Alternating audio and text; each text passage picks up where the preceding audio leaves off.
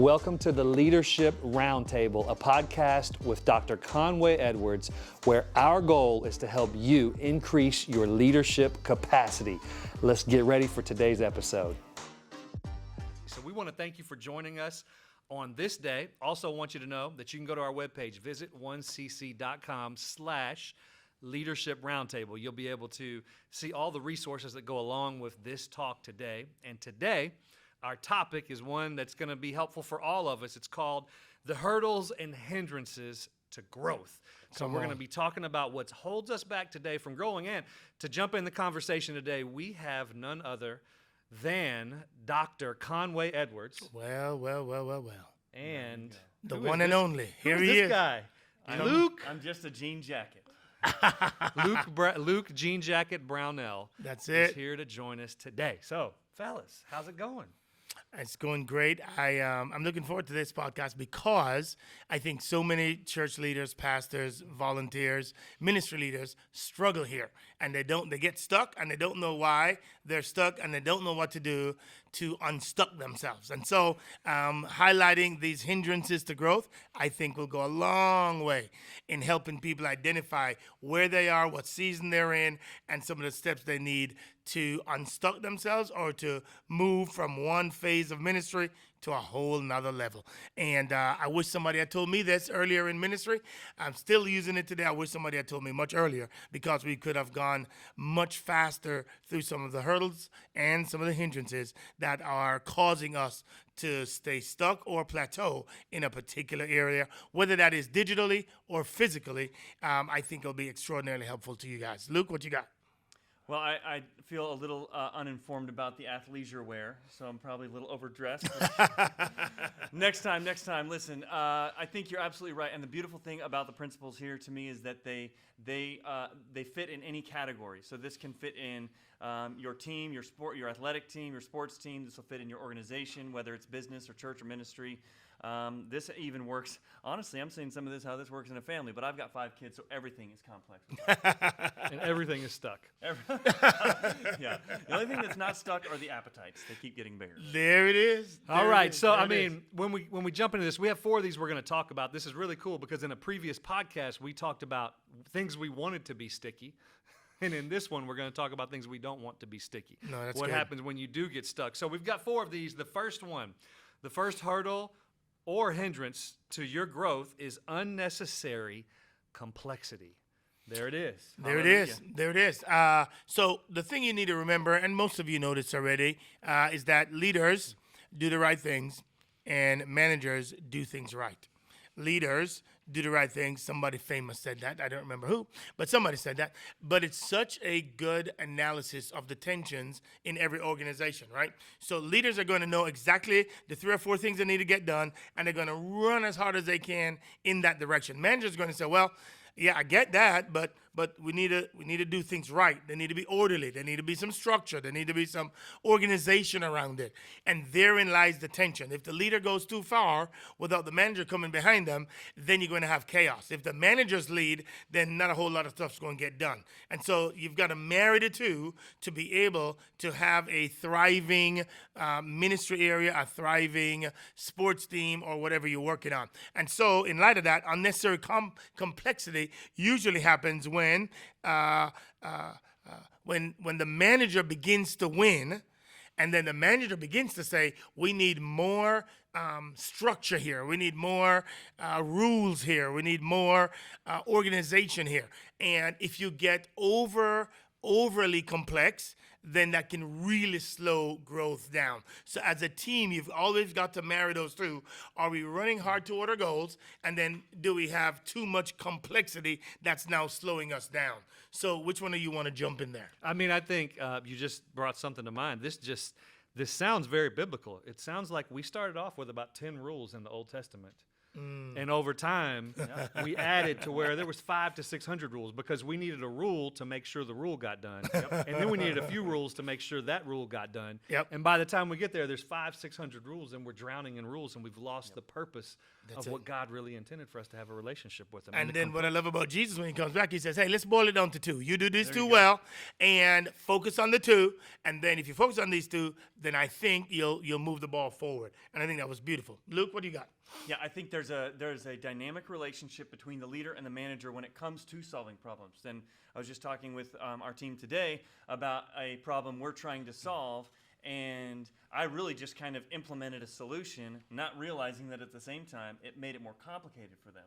So what we're having to do is not scrap the whole idea, but come together, have the managers and the leaders get around the same table together and say, how can we solve this problem so that we're not making it more complicated, more complex, less doable, and therefore inhibiting progress, but at the same time, we're addressing the issue at hand so that we can go forward. So what I love is what you have here, and the reason why I like when more than one person does this podcast is because you have Luke on the leading a medium-sized church in a Prosper campus. You've got Pastor Matt on the organizational managerial side, and then you got me trying to lead us forward. And so you have a dynamic of three individuals that look at it a little bit different. But the challenge with this particular issue is you're going to have people that want to put in rules. You're going to have people that want to have more meetings than are necessary. You're going to have people that want more scheduling than necessary. And it will slow down progress because you have to follow and follow all the dotted lines, and you have to dot all the I's and cross all the T's to get done.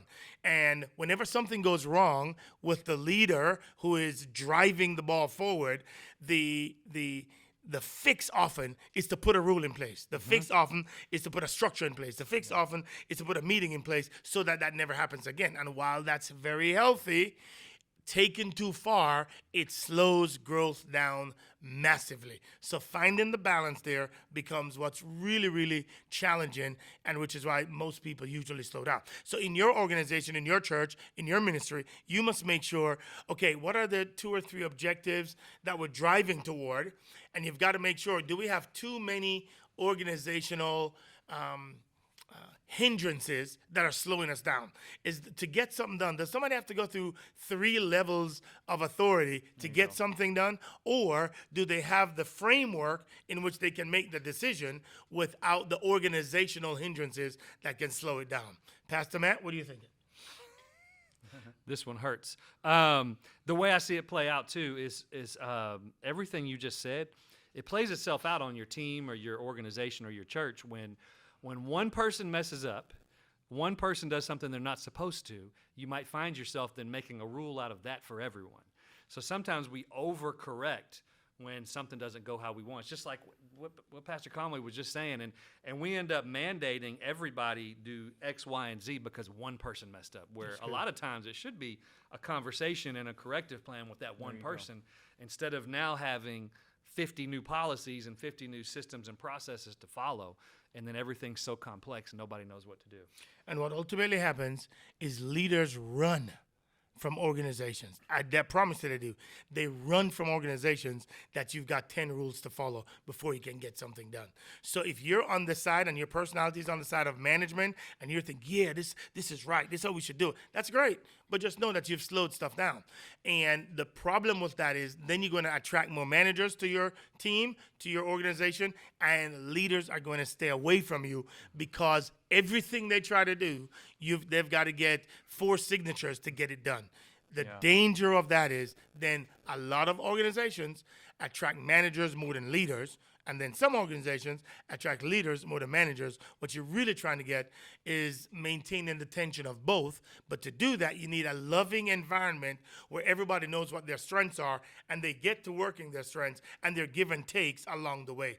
If you don't have it, and if you're processing your organization right now, you should know who are the next people you need to hire. Do you really need to hire more managers, or do you really need to hire more leaders, depending on where the pendulum has now swung to? If you don't do that, then you're going to have, on the management side, more policies, more rules, more structure, more hierarchy that will slow your growth down, which is fine because on the other side, you've got more chaos because leaders are just doing it, getting it done. You've got more hurt people because they're, bulldozering over people to get it done. And which is why in healthy organizations, I think you need a tension and a balance of both. Closing thoughts on number one, Luke? Yeah, I think living in the tension for sure. Managers will always tend towards managing towards safety and preservation because they're interested in making sure that things don't go awry. Leaders, Mario Andretti, we tossed a quote back and forth the other day with Mario Andretti said that if everything is under control, you're probably moving too slow. And this is a guy who was moving at 200 miles per hour. So there was a lot at stake when he said that. And it's neither of those is wrong as long as both have a voice at the table. And it's managing that tension, not trying to resolve it one way or another, that I think creates that healthy environment. But it's uncomfortable. The tension is uncomfortable because you don't just get to blanket solve a solution and then never look at it again. Yeah. You have to address it and tweak it and tweak it. And so, yeah.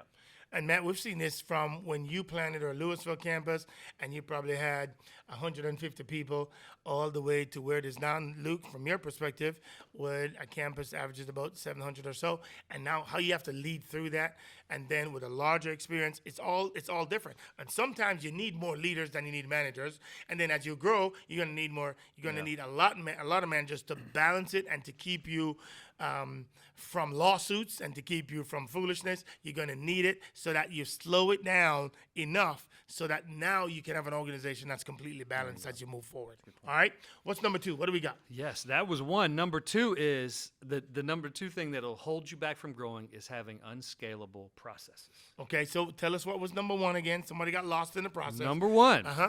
unnecessary complexity. And number two is unscalable processes or processes. Yes, that's right. There are three. Right. It's kind of a three-legged stool. For you to be successful, you're going to need the right people. Yeah.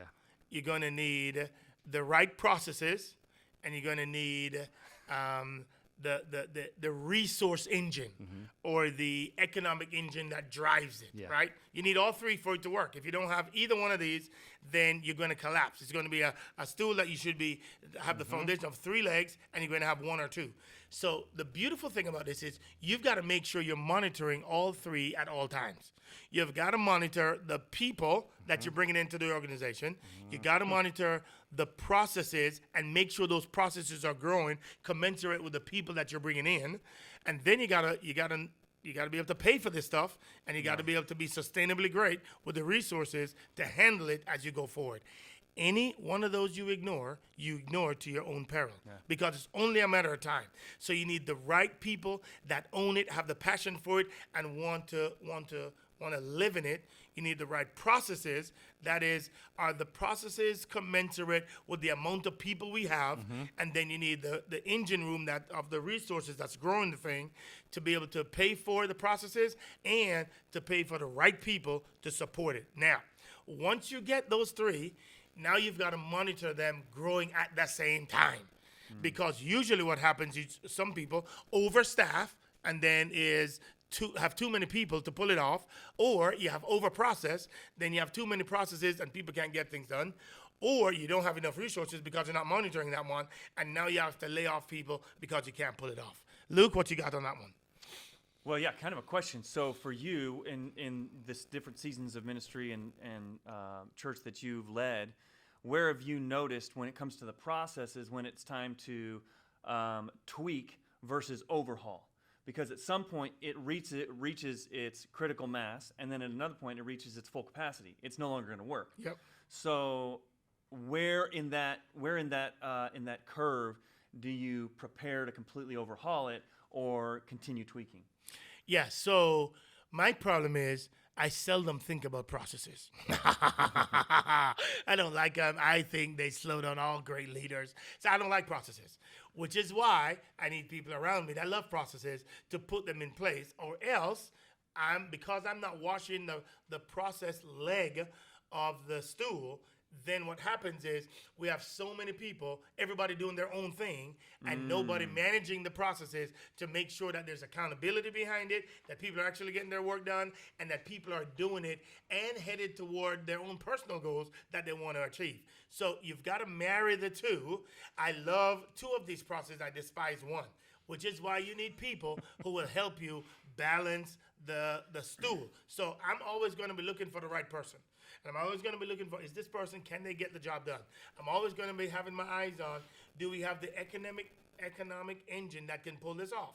If we don't, what do we need to do to leverage that? Both of those are in my wheelhouse. I love them. It's effortless for me on both of those two. The one I'm always going to need somebody to help me out with, Luke, is this process one, and are they? But the problem with getting the right process one is, if they believe that they are the solution to everything, then their arrogance is going to cause the entire thing to break down, because they're going to think that the process is the most important and not the importance of all three tools being significantly important at the same time. Yeah. Matt, what do you got? That's really. I want to ask the you listening. Which one are you weakest at? You've got to evaluate. Where do you need help? You might be weakest at economic engine. In other words, you've got great people, great processes, but no resources. I would call that frustration. It's like you're running on a treadmill. You might have great people and great resources, but no processes. I would call that chaos. You might have not great people, but you've got processes and money. I would call that government. I'm sorry. I would call that bureaucracy. That's a good word. That's a good word. Yeah, and a good correction. Bureaucracy is what you Red have. tape. Then you have great processes. Is that going to get this podcast shut down? Probably. We'll Sorry. see. It's all right. I couldn't resist. It's never stopped us before, so but go right ahead. You've got to evaluate where are you, because you're going to have one of these frustrations or hurdles is going to hit you with where you're missing. So identify where you're at and then figure out how you can pull that out of. God's probably got some people around you that you don't even know are good at that one specific gift or area. So you've got to process which one of those do you need help in. Final thoughts, Luke, before we go to number 4? Yeah, everybody has a personality, and your personality is going to tend towards one, just like Pastor Conway was saying. And so whichever one you tend towards, I've learned this the hard way, as you were saying, to my own peril, narrowly avoiding some catastrophes sometimes, by not listening to the right people and not calling them to the table before you start making a decision. And it affects them, and so they should have some voice at the table, even if it doesn't all 100% of what they say just change everything. At least you're listening, and to some degree, it will affect positively the outcome. You have to listen to the people at the table. And I think number 3 really works hand in hand with this, because it's called, just an unhealthy mindset. People have unhealthy mindsets, and the unhealthy mindset says, my way's right, your way's wrong. The unhealthy mindset says, I am inflexible. It's only my way. The unhealthy mindset says, if you don't do it my way, then you're not godly or you're a sinner. The unhealthy mindset says, true. I only think my way of looking at it is the right way. And oftentimes, that's the environment people come out of and come into church organizations or business organizations, and then it stalls the whole thing, because now you have a clash of personalities and a clash of mindsets that ultimately hurts the entire organization or the entire ministry as we go forth. Yeah, that's Andy, good. what do you got? I've very seldom seen a pastor of a growing church or a CEO of a growing company that has a pessimistic mindset. I just about never see somebody who's leading something that's growing who's looking at it as the glass half full. For some reason, they tend to be people who look at the positive side of things. They look for growth. The growth mindset we have here versus a fixed mindset. They're not stuck in always doing things the same way. And I just wanted to ask you guys up here, what is it about having a positive mindset that's not just self-help, but it's literally following God and Jesus as the source of where you're going? I just want to see why is a positive mindset so important, and how do you do that? You want to go first, Luke? Yeah, a hopeful frame of mind sees solutions. Yeah. A pessimistic, defeated mind only sees problems. And it's actually leaders solve problems, and so there's another tension to manage, because if all you do is solve problems, then all you do is see problems. But optimism is critical because you have to know. There's a quote we have. Luke, he just said, if all you do is solve problems, then all you do is see problems. It's true. But it is true. You It's just true. messed me If up all right you there. do week in, week out is solve problems, then your eye automatically sees the only problems. 100%. It can tend to, you can reach a toxicity point. Yep. And it's not always healthy. So the optimism helps make sure you're tipping the scales Yeah. towards a solution-oriented mindset. Yeah. I love to see it in my kids. They're two different personalities. One just sees something they need to attack and attack it. The other is kind of just enjoying the journey along the way. And you Yeah. can see it in that. It's the same thing when you get to organizations. You can see in sports teams, it's the exact same thing. You have some people that just have a will to get it done. And then there's some teams that just don't. A lot of you don't follow the Premier League in soccer, but if you do, for those few people who do, there's a team. The two of them? The two of them who do. There's a team called Manchester United and Manchester City. Manchester United had a whole lot of stars in it right now, but they just don't have the will to win in this season. Was And then- that like your will to win in the pool that- basketball that was game it. the other day? Yes, that was it. But Manchester City, who has now become the one for the last 5 Premier Leagues, they were down. They were down 2-0 the other day. In 6 minutes, scored 3 goals and won the whole Premiership. Wow. But what's driving that is this will to win. They don't care at all costs. We have to win. And I think leaders have that kind of mindset too. Either you're looking at everything as that, man, I just don't know, or you're self-absorbed and self-consumed and just all about, I just not feeling me. Or it's hey, if this is where God has me for now, I'm gonna run and I'm gonna get it done and I'm gonna see the Yeah. positive side of it. Good. And I'm gonna execute for the glory of God. But I'm just telling you, it's a mindset. And leaders have this mindset that says, I'm going to be flexible and I'm going to be adaptable and I'm going to have a growth mindset that says, we're going to knock this out of the park. And here's the beautiful thing. When you look at them over the last 10 years of their lives, they've always had a growth mindset because they never come up with excuses. They find a way, once they're clear on their objective, they find a way to get That's it good. done for the glory of God. What do you got? So I'm just saying here. Here so we go. so Here for the we person go. listening right now that's saying, I find problems, I don't see the positive side of things. I haven't had that track record over 10 years or throughout my life. I've been on the other side. I've always looked for all the other things. How do they make a shift? In other words, if you sit there having a fixed mindset, how do they make a shift? Okay. Number one, I think they need to find somebody with a growth mindset and ask them to meet with them as often as they can. And number two, I need them to find the value of a fixed mindset because there's some values to that, and then be able to play in both worlds, not just one world. Yeah. And I think the same is true for the person that's always adapting. There's some seasons that you need to enjoy the season of where you are and not always be in a growth season. And so I think it's both that. I think the most of you people need to be in a what we are calling a growth mindset, but I think there's seasons when you need to till the soil and not be into a fast growth, let's go up and to the right kind of season. Luke, close us out. What do you got? The only thing I would add to that is that your mind is listening to your mouth. And there's a reason that God told the children of Israel not to grumble. And there's a reason that because they continued grumbling, they didn't cross over the Jordan. And there's also a reason that he shut Zechariah's mouth so that he wouldn't talk the whole plan out of existence as it came to the birth of John the Baptist. Your mind is listening to you. And so I was reading this leadership axiom the other day, and the one that stood off the page was the 4 of the most powerful words for me in this season where we're trying to solve a lot of problems, and they were, it can be done. And I probably said that to myself 100 times in the last 5 days. And the reason it's so important is because your mind is listening to you. And if we're grumbling, it's just going to bring me down, and I can't afford to have that. So. It's called self-talk. And if you can convince yourself of anything that you're saying 100%. or thinking. So if your self-talk is always negative or it's always self-defeating, and by the way, all of that comes from your family of origin and whatever happened or didn't happen there. Wow. And so if that's the case, then you'll always believe what your mouth is telling your mind. And it will be in a cycle and you'll stay there for a long time. And here's the most important part. You'll start to blame everything around you. Everything around you. Oh my. and not look inside and look in the mirror. And as we say, just look at your own hula hoop. And it's not the things outside of you, it's you that's causing your mindset and your outlook at the problem. So the ultimate idea is we have to switch our unhealthy mindset to a growth mindset and not stay in a fixed one. Pastor Matt? All right, so just in summary, what we have here, number one, as we talk through the hindrances and hurdles to growth, the first one was unnecessary complexity, because complexity will kill growth. Number two was unscalable processes, and we talked about 3 different legs to that hinge. And then number 3 was unhealthy mindsets. Number 4.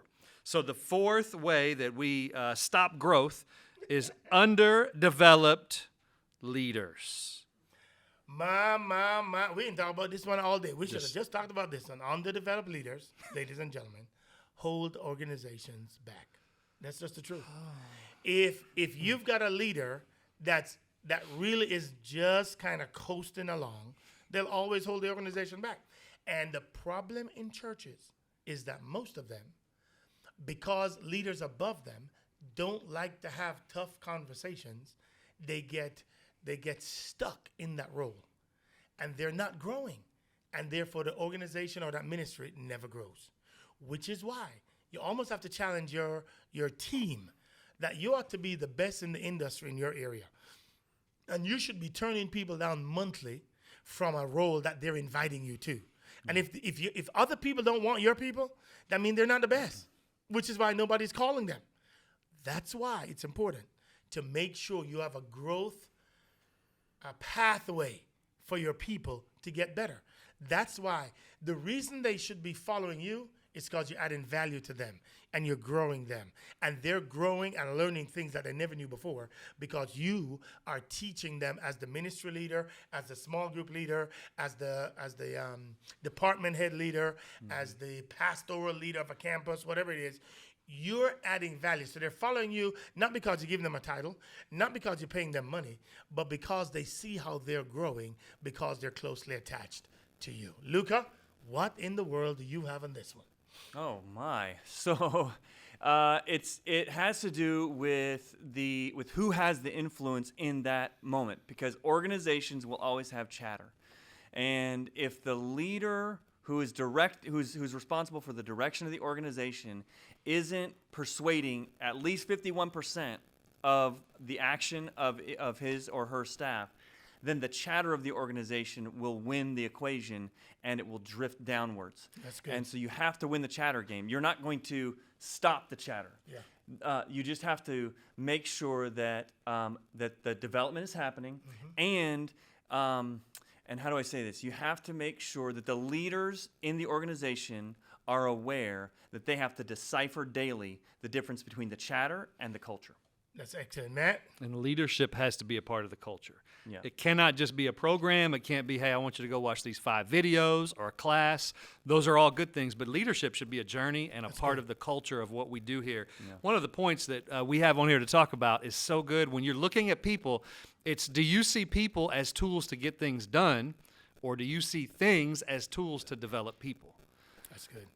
That's a big way to look. Some of us look at people as I need people so that I can get things done, but really there's tasks, there's goals, there's things we're doing, and those things can develop people. Yeah. Not hold them back, not give them busy work, but by what we give people, we can actually be developing them through those things. And that's your goal as a leader. It is how do I add value to them so that they're a better leader than when they first came here? How do you make sure that they're growing, they're developing, their character is developing, their skill set is developing, they see themselves as closer to their dreams than when they first started? That's our job as leaders.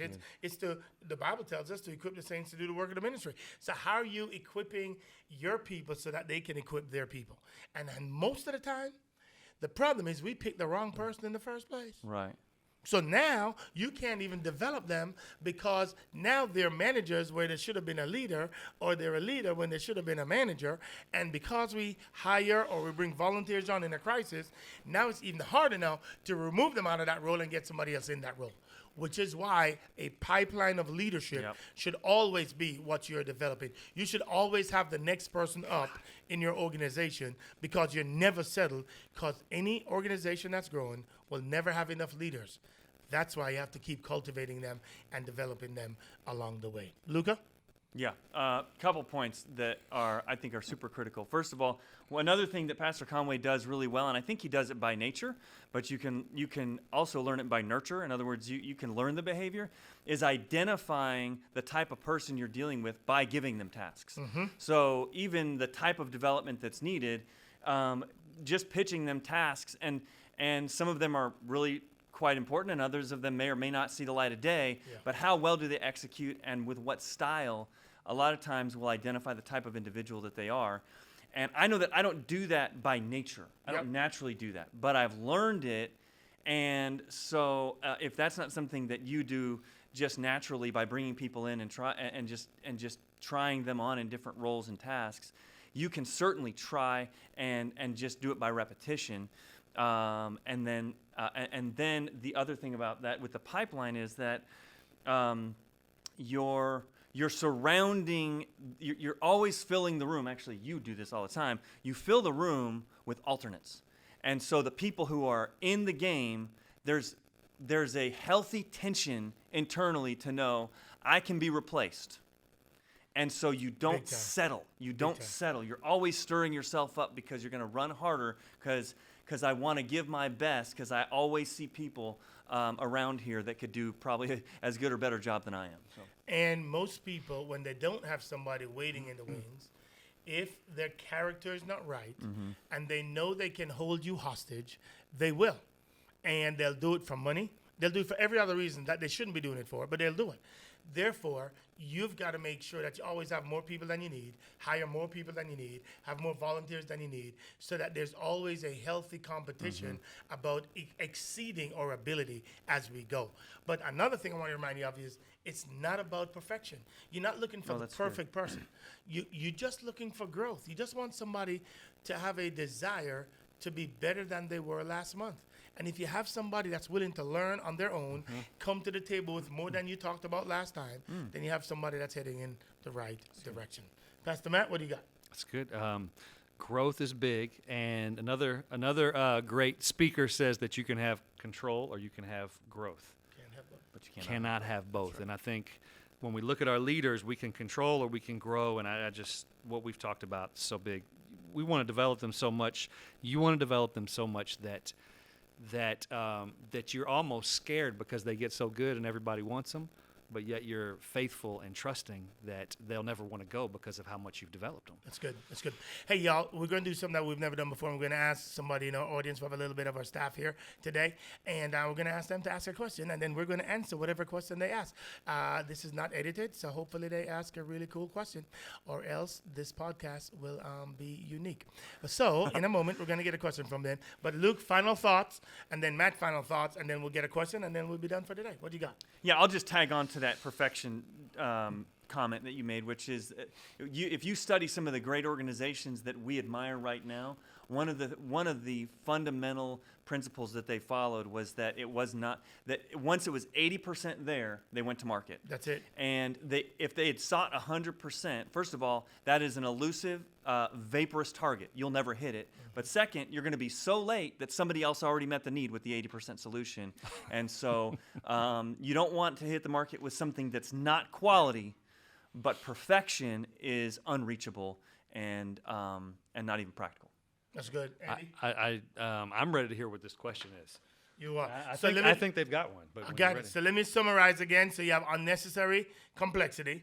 You have unscalable processes. You've got unhealthy mindset. And the last one we just talked about was underdeveloped leaders. As leaders, it's our job to make sure that we're optimizing the gifts and ability of every person on our team, and that they're becoming better leaders because they're in our environments. So let's see how we can do that the best we know how. And whatever the hindrances are to growth, we need to identify them and then work on removing them so that we can get to the freedom and the pathway that will lead to winning more people to Christ, growing more people up in Christ, developing more leaders for the glory of God, or if it's on your job, increasing revenue, increasing sales, because you're dealing with these hindrances that hold us back from growth. Now, Pastor Matt, why don't you facilitate this question? Let's see what we got. What do we got? No pressure here. Question from the team. What is the question you have about what we've talked about today? So if you do have a leader that has held you hostage, but you have managed to find somebody else, how do you make that swap without church hurt, without hurting your organization, or That's having good. something that toxic that might happen? So let me restate the question. So you've got a leader who's been toxic. You also now know who the new leader is going to be, and they're both swirling around together. How do you make that shift from the toxic one holding you back to the new one who you want to put in place? If that's the question, you're not going to like my answer. Oh. They usually don't. Here's the answer. Your perception of that leader's toxicity might be skewed. Number one. So therefore, I think you should have a conversation with that toxic leader and share your thoughts in an honoring way to see how best you can serve them with the gifts and abilities you have. The worst thing you can do is to run away from what you perceive to be something toxic. That's number one. Number two then is that toxic leader might be exactly what God needs you to be in the middle of developing and moving that ministry, that small group, that organization forward. And toxicity is not, and that might always not be a bad thing. That might mean that there is growth potential for you that you need to develop yourself. So we don't run away from toxicity. We actually run toward it to see how we can provide clarity on and growth on both ends, which means you might need to bring another leader not to in the conversation to help them grow as well as you helping them yourself grow in the process. And then number three, notice none of these are running away. All of these are, Lord, thank you for the ability and the opportunity to see how I can learn from my leader that's toxic and how I can get better because of that leader being in place so that I can help the organization move forward and not just run away. Let me give it a principle. The principle is when you want to leave is never is a strong word. When you want to leave is seldom the right time to leave. When you hate leaving is oftentimes the right time to leave, because most of us run from problems, not run toward them. You didn't expect all of that, I'm sure. But Luke, please give the managerial approach to the process. That was the leader approach to it. Yeah, so I think you also have to determine the type of toxicity you're dealing with. If you're dealing with somebody that's strifeful, Proverbs says, remove the one who's causing the strife, and you'll solve the problem. If you're dealing with a grumbling or complainer, then that person has to be isolated in some way, or that's going to spread like cancer, and it's not good. But the other type, you can go sepsis on lactic acid, but lactic acid is what is in your muscles to cause them to be rebuilt and strengthened. So there's a degree of No idea. Luke go goes into sepsis. these illustrations. I mean, it's incredible. It's incredible. But it just takes a little time for Yeah, us to sorry get about there. that. So, Anyway, go ahead, Pastor. too much of a good thing, but you can't just say, I'm uncomfortable, so they're toxic, get them out. That's it. Discomfort may be the growth process That's good. of identifying where you're weak and need to be strengthened. So it goes back to your explanation there of leaning in and learning and saying, hey, maybe I need a few more reps in order to strengthen my leadership. That's brilliant. No, I think you're right on both counts. I think there can be seasons where it might be the right time to seek another opportunity, but those seasons should never come from your own evaluation. They should always come from somebody who is challenging you to pursue the pain for the betterment of the whole organization. And having done that multiple times, now see the opportunity for the challenge with somebody else to help that person and you grow. And after multiple occasions of that, then there might be opportunities because of clashes like the Barnabas and Paul's situation with John Mark, where, okay, now this might be a season in a loving environment for you to go somewhere else. And you know it's loving because later on, I still want you on my team, even after you fumbled the ball. Does that make sense, everybody? So that's what I'm thinking. Matt, I hope that was helpful. It might be a long way to get to an answer, but hopefully that was helpful. I have a feeling that person's not going to ask any more questions on our team. The other principle I've heard, another person said it like this, that you got to, it's not always out there. A lot of times it's in here. And it's looking to ourselves, because what if, we're not going to go down this rabbit trail, but what if you're the one, or I'm the one, creating an environment that develops a toxic person? That's a whole nother talk for a whole nother day. But the danger of it all is, you just got to remember that the number one plan of the devil is to cause division. That's his number one goal. Is the number one enemy of the church is division. So if every time you feel somebody's talked to you, leave, that's exactly what the enemy wants you to do. What does unifying people do? They work together, even if it's hard, even if it's difficult, even if I don't get my way, even if I don't get my way right now. You do the hard work of working it out. Just like in a covenant of marriage, you don't just get to bail. In a covenant of church, you don't just get to bail. Right. You get to do the work. So when somebody says, well, if they're not using you in ministry, what that really means is I'm not getting my own way. That's not a reason to walk away, to run from that ministry, to go somewhere else. That's a reason to say, let's do the hard work. When somebody says, well, the person lacks integrity, well, then you might be the person to walk with the person to rectify their integrity. You don't just run from it. It's called body life. It's not your life, it's body life. But I get really passionate when I talk about this, because some people enjoy just bailing because they've never led anything before. But I'm going to calm down and let Pastor Andy Well, and the same speak. people that bail wonder why they don't have deep roots and they're not growing in maturity. Oh, you're preaching now, Luca. You're preaching now. You're preaching now. So thank you for joining us today. But for real, thank you. Hopefully this has been beneficial to talk about the 4 hurdles and hindrances to growth. These apply all over the board, and we want to encourage you, first of all, go to our webpage, visit 1cc.com/leadership roundtable. You can see all of the details and notes and outline for what we've talked about. And if you would, it'd be really cool if this has helped you to share with your team or to share on whatever platform that you're listening on. Leave us a review too. We want to thank you again for joining us. It's been great hanging out with you with the bonus question and answer session today. I kind of like that. We might need to make that. By the way, if you like that part of it, then you just need to say so. We might continue it and have some of our staff come in and join us sometimes. All right. That's awesome. So, Pastor Luke, Pastor Conway, thank you for joining, and thank you for listening. We cannot wait to see you next time. God bless. Thank you so much for joining the podcast today. It has been an honor to have you here with us.